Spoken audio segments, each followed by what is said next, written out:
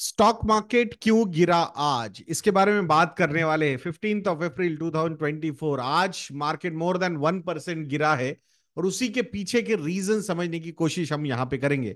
वैसे अगर broader level पे आप देखोगे तो सबको पता है कि मार्केट क्यों गिरा है। मेजर रीजन मिडिल ईस्ट में जो कन्फ्लिक्ट चल रहा है between Iran and Israel, and this time it is direct conflict नजर आ रहा है कि जिसमें ईरान ने इजराइल पे अटैक किया है।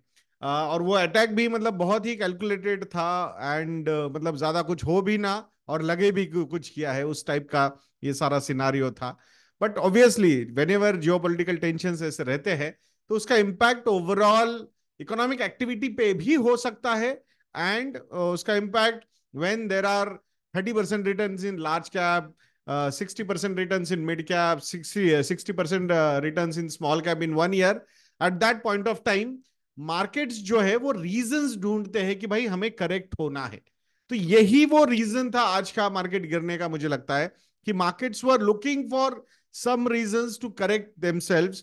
बट ये जो करेक्शन है ये सही में कितने समय के लिए चल सकते हैं, I think that is the doubt we are having. Because जब आप एक बुल मार्केट में होते हो उसमें निगेटिव न्यूज को जो डिस्काउंट किया जाता है, कभी कभी आधे दिन में करते हैं, कभी एक दिन में, कभी 2 दिन में, and that's the problem. So जो इरैशनैलिटी वैल्यूएशंस में चल रही है that will continue for some time, ऐसा ही लग रहा है। बिकॉज जो रिएक्शन स्पेसिफिकली ये कॉन्फ्लिक्ट अभी जो डायरेक्ट अटैक हुआ, जो पहले इसराइल ने अटैक किया दमास्कस में, देन अभी उसका रिटेलिटरी, भाई कुछ ना कुछ तो दिखाना पड़ेगा, हमने भी किया है, तो वो यहाँ पे सब चीजें अभी चल रही है। अब इसमें स्पेसिफिकली बाकी जो प्लेयर्स है उनके रिएक्शंस कैसे थे ये देखना बहुत जरूरी था। सो ईरान ने इमीडिएटली अटैक के बाद बोल दिया कि बस हो गया, हमें जो करना था हमने कर दिया। मतलब हमने अटैक भी कर दिया और उधर भी कुछ प्रॉब्लम हुआ नहीं कोई, मतलब there was no casualty which is good.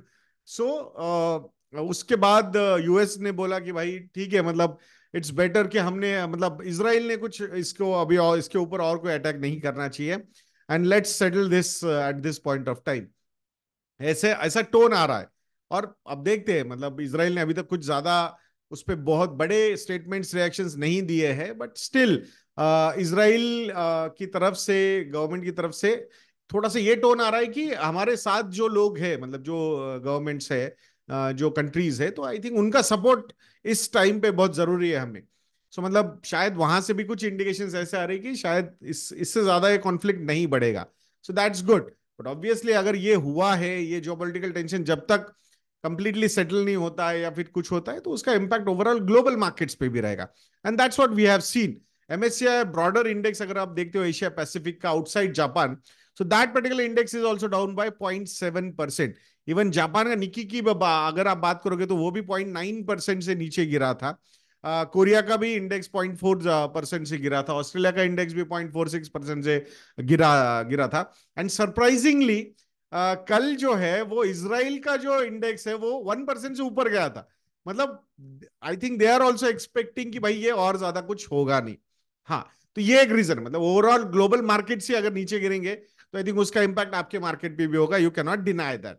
Now there is another reason. जब भी ये जियोपॉलिटिकल टेंशंस आते हैं, जब भी ऐसा लगता है कि इकोनॉमिक एक्टिविटी रिलेटेड चीजों में प्रॉब्लम हो सकता है, या फिर जब भी ऐसा लगता है कि भाई अब Iran is a bigger exporter, oil exporter, अगर उनके साथ ये जंग में चले जाएंगे तो ऑब्वियसली फिर वो उनके ऊपर सैंक्शंस लगाना, ये सारी चीजें हैं। उनके नजदीक से जो जो चीजें पास ऑन होती है, सुएज कैनाल वगैरह की अगर हम बात कर रहे हैं, तो उस पर अगर उन्होंने कुछ लिमिटेशंस ला दिए तो obviously supply chain logistics will get impacted. और उसका नतीजा क्या है कि ऑयल प्राइसेस बढ़ सकते हैं।